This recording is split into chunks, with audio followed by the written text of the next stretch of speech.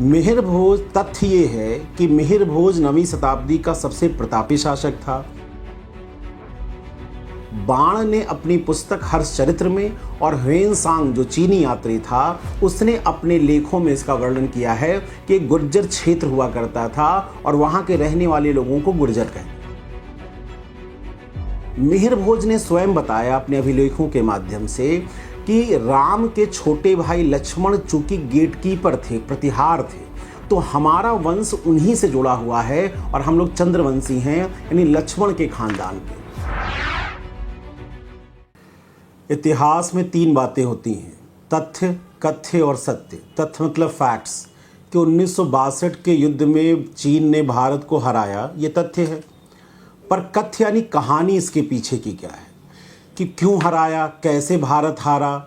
और जब कहानी कही जाती है तो कई बार तथ्यों को कहानीकार अपने विचार के अनुसार बताता है, उसी से क्या होता है, अंतिम में जो इतिहास का सत्य है वो छुप जाता है। आज मिहिर भोज के साथ यही हो रहा है। मिहिर भोज तथ्य ये है कि मिहिर भोज 9वीं शताब्दी का सबसे प्रतापी शासक था। कन्नौज उसका आधार था और कन्नौज को आधार बनाकर उसने अरबों और तुर्कों के खिलाफ एक बड़ी लड़ाई लड़ी। लेकिन कथ्य कहानी क्या है कि मिहिर भोज कहाँ से आया, कैसे उत्पन्न हुआ, क्या उसका आधार था, इसको लेकर 19वीं शताब्दी से लेकर आज 21वीं शताब्दी तक एक बड़ा विचार मंथन इतिहासकारों में चल रहा है। और जब हम विचार मंथन की बात कर रहे हैं तो हम ये बताना चाहते हैं कि हर इतिहासकार जब अपनी कहानी कहता है तो वो सत्य से ज़्यादा अपने विचारधाराओं से प्रेरित होता है। जैसे 19वीं शताब्दी में सबसे पहले एक ICS अधिकारी AMT जैक्सन ने, जिनको आप शायद जानते होंगे, नासिक षड्यंत्र केस में उनको किसी ने भारतीय क्रांतिकारी ने गोली मार दी थी। उन्होंने सबसे पहले प्रतिहारों को विदेशी बताया था और विदेशी बनाने के पीछे उन्होंने साक्ष्य क्या दिए थे कि जो प्रतिहार है उसमें जब प्रोनाउंसिएशन हम करते हैं, जो फोनेटिक्स है हार, वो सेंट्रल एशिया की कजार से, यानी जो कजाक वाला इलाका है उससे मिलता जुलता है। और इसलिए उन्होंने साक्ष्य ये दिया कि हमेशा प्रतिहारों को हूणों के साथ किया गया है, क्योंकि हूण विदेशी थे, सेंट्रल एशिया से आए थे और उन्हीं की शाखा के रूप में प्रतिहार भी आए और उन्होंने आगे चलकर भारत में एक साम्राज्य बना लिया। अब यहाँ मैं ये बताना चाहता था कि दरअसल इसके पीछे कहानी कहने के पीछे उनकी विचारधारा क्या थी। चूँकि 19वीं शताब्दी के अंत में देसी बनाम विदेशी, विशेषकर 1857 की क्रांति के बाद देसी बनाम विदेशी की धारा चल पड़ी थी। भारतीय कहने लगे थे कि फिरंगियों को वापस जाना चाहिए, अपने देश जाना चाहिए। तो अंग्रेजों ने इस विचारधारा को गढ़ने की कोशिश की कि जिस तरह से हम विदेशी हैं, बहुत साल पहले आर्य भी विदेशी थे और जिनको आप अपना सबसे बड़ा राजा मानते हो वो सारे राजपूत राजा भी विदेशी थे। कर्नल टॉड जैसे लोगों ने अपनी इस विचारधारा को आगे बढ़ाया, भंडारकर जैसे लोगों ने इसका समर्थन किया और इस तरह से एक विचारधारा उत्पन्न हुई कि राजपूत विदेशी थे और राजपूतों के रूप में प्रतिहार भी विदेशी थे। वो जैक्सन जैसे ICS ऑफिसरों ने इस विचारधारा को आगे बढ़ा दी। दूसरी विचारधारा ये थी कि ये जो गुर्जर प्रतिहार थे, ये एक गुजरात और राजस्थान के बीच का जो जोधपुर का जो क्षेत्र है, उस इलाके का एक गुज्जर एक क्षेत्र है, भौगोलिक एरिया, और उस भौगोलिक एरिया में जो रहने वाले लोग थे उन्हें हम गुज्जर प्रतिहार कहते हैं। इसका साक्ष्य क्या है, 7वीं शताब्दी में बाण ने अपनी पुस्तक हर्षचरित्र में और ह्वेनसांग जो चीनी यात्री था उसने अपने लेखों में इसका वर्णन किया है कि एक गुर्जर क्षेत्र हुआ करता था और वहाँ के रहने वाले लोगों को गुर्जर कहते थे। अगर चूंकि उस आधार पे हम देखें तो चूंकि उस समय राजपूतों का कोई वर्णन नहीं था, तो जो आज गुर्जर अपना क्लेम कर रहे हैं कि हम उस क्षेत्र के रहने वाले हैं और मिहिर भोज भी गुर्जर थे, शायद सही प्रतीत होता है। तीसरी विचारधारा थी जो प्रतिहारों की खुद की अपनी है। प्रतिहारों ने अपने आप को राजपूत माना, उन्होंने गुज्जर शब्द का इस्तेमाल नहीं किया है।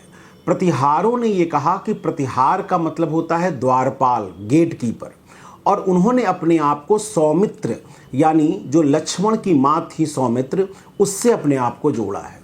मिहिर भोज ने स्वयं बताया अपने अभिलेखों के माध्यम से कि राम के छोटे भाई लक्ष्मण चूंकि गेटकीपर थे, प्रतिहार थे, तो हमारा वंश उन्हीं से जुड़ा हुआ है और हम लोग चंद्रवंशी हैं, यानी लक्ष्मण के खानदान के। इस आधार पर राजपूत क्लेम करते हैं कि जो गुज्जर प्रतिहार में प्रतिहारों की बात है वो राजपूत थे। अब इन सारी कहानियों के पीछे का असली सत्य क्या है, ये भी जानना जरूरी है। दरअसल राजपूत जो शब्द है वो 11वीं 12वीं शताब्दी के बाद प्रचलन में आया, और 11वीं 12वीं शताब्दी के बाद प्रचलन में जब आया तो राजपूत समझिए एक क्लास है, राजपूत कोई कास्ट नहीं। राजपूत एक क्लास है जो योद्धा वर्ग से है। और जब हम योद्धा वर्ग की बात करते हैं तो योद्धा वर्ग किसी भी जाति या समुदाय से हो सकता है, किसी भूगोल से हो सकता है। आप इतिहास में पूर्व मध्यकाल में देखिए तो सातवाहन जो है, शुंग जो है, सेन जो है, वो सब तो ब्राह्मण थे।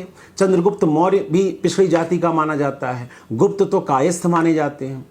पर चूंकि हर राजा को एक धार्मिक वैधता की जरूरत है, जैसे आज के शासक को जनता की वैधता की जरूरत है लोकतंत्र में, वैसे ही मध्यकाल और प्राचीन काल में किसी भी राजा को वैधता के लिए, लेजिटिमेसी के लिए धर्म की जरूरत है। और हमारे यहाँ वैदिक आख्यानों में क्षत्रियों को क्या माना गया है, शासन करने का अधिकार दिया गया है। तो जब भी कोई ट्राइब, जब भी कोई समूह अपनी सत्ता कहीं स्थापित करता था तो किसी न किसी धार्मिक ग्रंथ के माध्यम से अपने आप को एक क्षत्रिय समुदाय से जोड़ने की कोशिश करता था। 9वीं 10वीं शताब्दी के बाद सारे सोशल क्लास जो राजा के रूप में काम कर रहे थे, वो चाहे हूण हो, शक हो, कुषाण हो, किसी भी संप्रदाय हो, जाति हो, विदेशी हो, जिन्होंने भी अपने आप को शासक माना, उन्होंने राजपूत, यानी राज संस्कृत का शब्द है राजन, राजन का मतलब होता है राजा, तो राजा का पुत्र जो होता है, उन्होंने सबने अपने आप को राजपूत के रूप में घोषित कर दिया।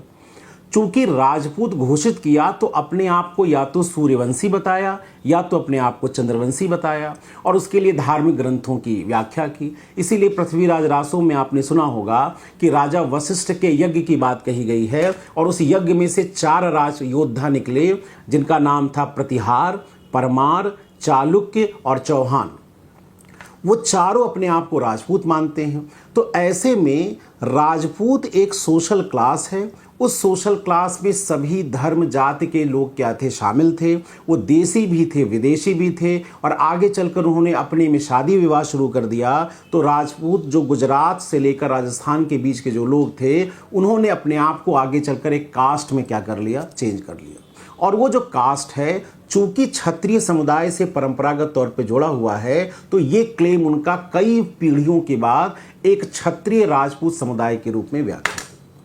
ये तो रहा सत्य। अब आपका सत्य क्या है, आप अपने आधार पे समझ सकते हैं।